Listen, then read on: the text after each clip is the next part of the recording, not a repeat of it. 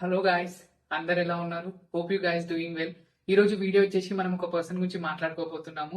ఆ పర్సన్ కంటే ముందు నేను ఒక సెంటెన్స్ తోని ఈ వీడియో అయితే స్టార్ట్ చేస్తా. అశ్వత్థామ అతః కుంజరః. సో మహాభారతం చదివిన ప్రతి ఒక్కరికి ఈ సెంటెన్స్ గురించి ఎంతో కొంత ఐడియా ఉండే ఉంటుంది. అండ్ రీసెంట్ గా వచ్చిన మన కల్కి మూవీ స్టార్టింగ్ సీక్వెన్సెస్ లో మనకు ఒక వాయిస్ ఓవర్ అయితే మనకు వినబడుతుంది, అశ్వత్థామ అతః కుంజరః అని చెప్పేసి. సో ఈ సెంటెన్స్ యొక్క అర్థం ఏంటి, దీని యొక్క వెనకాల ఉన్న బ్యాక్ ఎండ్ స్టోరీ ఏంటి, అశ్వత్థామ నిజంగా ఇంకా బ్రతికే ఉన్నాడా, శ్రీకృష్ణుడు అశ్వత్థామని ఎందుకు శపించాడు, ఇలాంటి విషయాలన్నీ మనం ఈ వీడియోలో తెలుసుకునే ప్రయత్నం అయితే చేద్దాము. ఇంకెందుకు ఆలస్యం, మనం వీడియోలోకి వెళ్ళిపోదాం. మహాభారతంలో ప్రతి ఒక్క క్యారెక్టర్ చాలా అంటే చాలా ఇంపార్టెంటే. ఆ ఇంపార్టెంట్ క్యారెక్టర్స్ లో ఒకరు ఈ అశ్వత్థామ. పాండవులు కౌరవుల గురువైన ద్రోణాచార్యుని యొక్క కొడుకు అశ్వత్థామ. శివుని అంశతోని, శివుని తేజస్సుతోని, శివుని యొక్క వరంగా పుట్టిన ఈ అశ్వత్థామ పుట్టడంతోనే ఫోర్ హెడ్ పైన ఒక మణితోని పుడతాడనమాట. ఆ మణి యొక్క స్పెషాలిటీ ఏంటంటే, ఆకలి దప్పికలు గాని, ఎటువంటి రోగాలు గాని ఒక్క ముక్కలో చెప్పాలంటే ఆ మణి అతని ఫోర్ హెడ్ పైన ఉండగా అతన్ని ఎవరు ఏమీ చేయలేరు.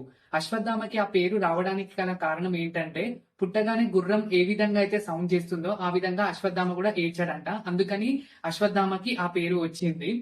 అండ్ పాండవులకి కౌరవులకి విలువిద్యలు నేర్పించే సమయంలో ద్రోణాచార్యుడు రహస్యంగా కొన్ని విద్యలు అశ్వత్థామకి నేర్పించాడంట.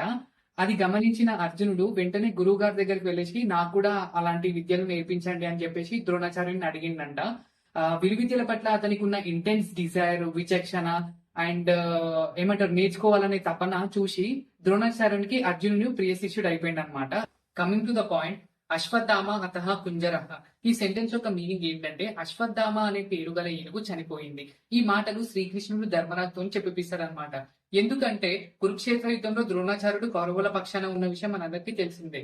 సో ఏంటంటే ద్రోణాచార్యుడు మొత్తం పాండవుల సైన్యాన్ని మొత్తం చెల్లా చెదురు చేసేస్తుండు.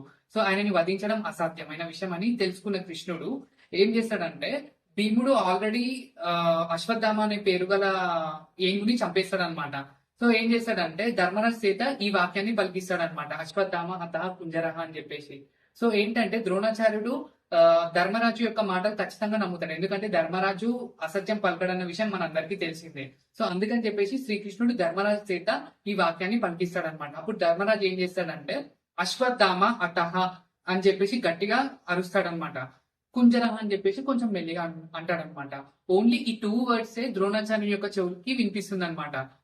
ధర్మరాజు మాటలు విని అశ్వత్థామ యుద్ధరంగంలో నిజంగానే మరణించాడని చెప్పేసి నమ్మేస్తాడు ద్రోణాచార్యుడు. తన కొడుకు చనిపోయిన బాధతో కుప్పకూలిపోయి అస్త్ర సన్యాసం చేసి దైవ ధ్యానానికి వెళ్లిపోతాడు ద్రోణాచార్యుడు. ఇదే ఛాన్స్ గా తీసుకొని ద్రౌపది సోదరుడైన దృష్టద్యుమ్నుడు ద్రోణాచార్యుని వధించాలని చెప్పేసి అనుకుంటాడు. ద్రోణాచార్యుని వధిస్తుండగా శ్రీకృష్ణుడు ఇలా చెప్తాడు, ద్రోణాచార్యుడు ఆల్రెడీ అస్త్ర సన్యాసం చేసి తన ఆత్మని వదిలిపెట్టి పరలోకానికి వెళ్లిపోతున్నాడు. ఇలాంటి టైంలో నువ్వు ద్రోణాచార్యుని వధించడం కరెక్ట్ కాదని చెప్పేసి దృష్టద్యుమ్నుడికి చెప్తాడు. ఎంత చెప్పినా వినకుండా దృష్టద్యుమ్నుడు ద్రోణాచార్యుని తలను ఖండించేస్తాడు. తన తండ్రి మరణ వార్త విని తన తండ్రికి జరిగిన అన్యాయాన్ని తెలుసుకొని అశ్వత్థామ బాధతో కృంగిపోతూ ఉంటాడు. ఎలాగైనా సరే పాండవులందరినీ అంతం చేయాలని చెప్పేసి నిర్ణయించుకుంటాడు. పాండవుల మీద కోపంతో రగిలిపోతూ ఉంటాడు అశ్వత్థామ. పాండవులను ఎలాగైనా అంతం చేయాలనే కక్షతోటి ఉన్న అశ్వత్థామ రాత్రిపూట ఒక చెట్టు దగ్గర కూర్చొని ఆలోచిస్తున్నాడు పాండవులు ఎలాగైనా అంతం చేయాలని చెప్పేసి. సో అప్పుడు గుడ్లగూబ చిన్న చిన్న కాకి పిల్లల్ని చంపేస్తూ తినేస్తూ ఉంది. అప్పుడు అశ్వత్థామకి ఒక ఆలోచన వచ్చింది, నేను కూడా పాండవ శిబిరాల్లో వాళ్ళు పడుకొని ఉండగా వాళ్ళను చంపేస్తే సరిపోతుంది కదా అని చెప్పేసి అనుకుంటాడు. సో అప్పుడు ఇదే విషయాన్ని పక్కన ఉన్న కృపాచార్య కృతవర్మ కూడా చెప్తాడు అశ్వత్థామ. అప్పుడు దానికి వాళ్ళు అంగీకరించరు. పడుకొని ఉన్న వారిని చంపడం అది అధర్మం అవుతుందని చెప్పేసి హెచ్చరిస్తారు అశ్వత్థామని. ఎంత చెప్పినా వినకుండా అశ్వత్థామ పాండవ శిబిరాలకి వెళ్తాడు. పాండవ శిబిరాలకి చేరుకున్న అశ్వత్థామ ముందుగా పడుకొని ఉన్న దృష్టద్యుమ్నుని దగ్గరికి వెళ్తాడు.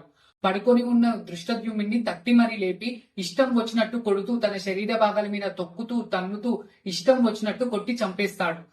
దానితో పాటు ఎదురుగా వస్తున్న ఉప పాండవుల మీద కూడా ఇష్టం వచ్చినట్టు ఖడ్గంతోని వచ్చిన వారినంతా కొట్టుకుంటూ తన్నుకుంటూ ఖడ్గంతో ఇష్టం వచ్చినట్టు నరుక్కుంటూ ఒక మారణకాండ అయితే క్రియేట్ చేస్తాడు ఆ రోజు నైట్ మొత్తం.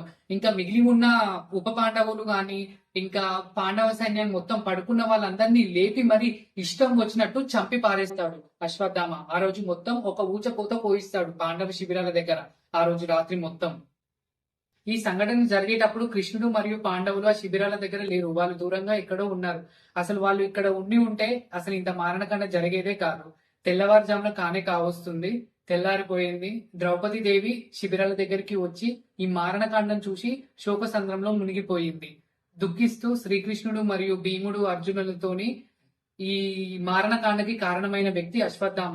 అశ్వత్థామ బ్రతికి ఉండడానికి వీల్లేదని చెప్పేసి అతన్ని ఎలాగైనా సరే చంపేయాలని చెప్పేసి శ్రీకృష్ణుడు మరియు అర్జునుడు భీముడు వీళ్ళందరితోని ఆదేశిస్తుంది. ఇంత మారణకాండ చేసిన అశ్వత్థామకి అర్థమైపోతుంది పాండవుల చేతికి చిక్కితే నాకు చావు ఖాయమని చెప్పేసి. సో ఆ వ్యాస మహర్షి ఆశ్రమంలోకి వెళ్ళిపోతాడు. ద్రౌపది దేవి ఆదేశం మేరకు కృష్ణార్జునులు అందరూ కలిసి వ్యాస మహర్షి ఆశ్రమానికి వెళ్తాడు. అప్పుడు పాండవుల రాక గమనించిన అశ్వత్థామ చేసేదేమి లేక కింద ఒక చిన్న గడ్డి పరక లాంటిది తీసుకొని చిన్నప్పుడు తాను నేర్చుకున్న తన తండ్రి దగ్గర నేర్చుకున్న బ్రహ్మశిరోనామకాస్త్రాన్ని ఉపయోగించి పాండవుల మీదకి పాండవులందరూ అంతమవ్వాలని చెప్పి విసురుతాడు.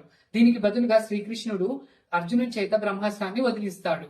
ఇది గమనించిన దేవాది దేవతలు నారద మహర్షి వ్యాస మహర్షి ఇవి రెండు ఢీకొంటే ప్రకృతి వైపరీత్యాలు జరుగుతాయి అని చెప్పేసి ఉపసంహరించుకోమని చెప్తారు. అప్పుడు శ్రీకృష్ణుడు అర్జునుడిని బ్రహ్మాస్త్రాన్ని వెనక్కి తీసుకోమని చెప్తాడు, ఉపసంహరించుకోమని చెప్తాడు.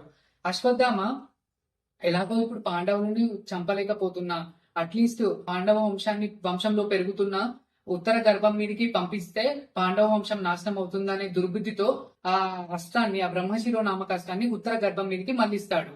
సో అదృష్టవశాత్తు శ్రీకృష్ణుడు తన తన అనుగ్రహంతో ఉత్తర గర్భంలో ఉన్న శిశువుని కాపాడుతాడు. ఆ శిశువే పరీక్షిత్తు మహారాజ్.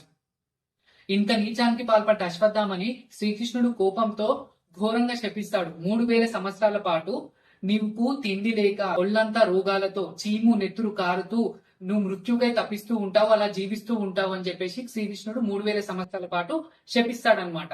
అప్పుడు వ్యాస మహర్షి అశ్వత్థామ నుదుటి మీదున్న మణిని తీసి పాండవులకు ఇచ్చేస్తాడు. అశ్వత్థామ అక్కడి నుంచి వెళ్ళిపోతాడు. ఇది శ్రీకృష్ణుడు అశ్వత్థామకి ఇచ్చిన శాపము. Coming to our last point, Ashwatthama ఇంకా బ్రతికే ఉన్నాడా? సో ఆల్రెడీ మన కలియుగం స్టార్ట్ అయ్యి కూడా 5000 ఇయర్స్ ప్లస్ అయిపోయింది ఆల్రెడీ. సో శ్రీకృష్ణుడు అశ్వత్థామకి ఇచ్చిన శాపం 3000 సంవత్సరాలు మాత్రమే. సో ఏంటంటే ఇప్పుడు కొన్ని న్యూస్లలో కానీ ఇంకా కొన్ని కథలు చెప్తా ఉంటారనమాట, అశ్వత్థామ నిజంగానే కనిపించిండు, మాట్లాడిండు, సీసీటీవీ ఫుటేజ్ లో ఉంది అది అని చెప్పేసి కొన్ని న్యూస్ ప్రాచుర్యంలోకి వచ్చిందనమాట. సో ఏంటంటే ఆల్రెడీ శాప విమోచనం అయిపోయి కూడా 3000 ఇయర్స్ అయిపోయింది అశ్వత్థామకి. సో అది నమ్మాలా వద్దా అనేది మన మీద డిపెండ్ అయి ఉంటది. ఆల్రెడీ శ్రీకృష్ణుడి శాపంలో క్లియర్ కట్ గా ఉంది ఏంటంటే ఓన్లీ 3000 ఇయర్స్ నీకు శాపం ఉంటది. సో దాంతో తన సప్త చిరంజీవుల్లో ఒకడు కాబట్టి ఎక్కడో ఉండే ఉంటాడు, ఎక్కడ వ్యాస మహర్షి ఆశ్రమంలో కానీ ఇంకెక్కడైనా ఉండే ఉంటాడు. కానీ ఇట్లా వచ్చి మాతో మాట్లాడాడు, హైట్ ఉన్నాడు, రక్తము అది చీము అంతా గారుతుంది అది అని చెప్పేసి కొన్ని న్యూస్ లో వచ్చిందనమాట. సో అది క్లియర్ కట్ గా మనకి శ్రీకృష్ణుడి శాపంలో అయితే మనకి తెలిసిపోతుంది. ఎందుకంటే జనసమూహంలోకి నువ్వు వెళ్ళలేవు, వాళ్ళతో నువ్వు మాట్లాడలేవు అని చెప్పేసి క్లియర్ కట్ గా శ్రీకృష్ణుడు శాపం అయితే ఇచ్చిందనమాట. సో అది నమ్మాలా వద్దా అనేది మన చేతిలో ఉంది. సో ఇవి ఎంత అనలైజ్ చేసుకున్న తర్వాత నమ్మాలా వద్దా అది అని చెప్పేసి అది మన మీద డిపెండ్ అయి ఉంటది అంతే. సో వీడియో అయితే కంప్లీట్ అయింది ఫ్రెండ్స్. నా ద్వారా అశ్వత్థామ గురించి మీకు ఎంతో కొంత ఐడియా వచ్చే ఉంటుందని చెప్పేసి నేను అనుకుంటున్నాను. వీడియో నచ్చినట్లయితే లైక్ చేయండి, షేర్ చేయండి, సబ్స్క్రైబ్ చేయండి, నన్ను సపోర్ట్ చేయండి. మీ సపోర్ట్ నాకు ఎప్పుడూ ఉండాలి. ఇంకా ఎంకరేజ్ చేస్తే నేను ఇంకా వీడియోస్ చేస్తూ ఉంటాను. Thank you so much.